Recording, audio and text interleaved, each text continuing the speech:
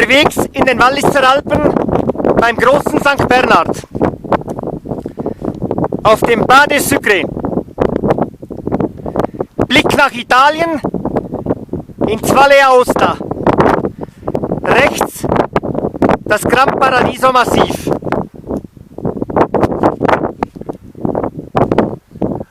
Ein Gipfelmeer ohne Ende.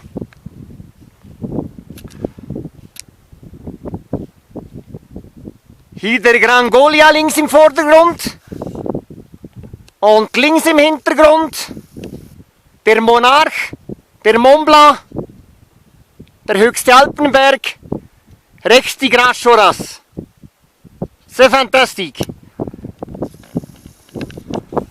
Und hier weiter rechts der Nachbar, der Grand Fourchon. Wir sind alleine auf dem Pas de Sucre. Besten Dank und allen gute Touren.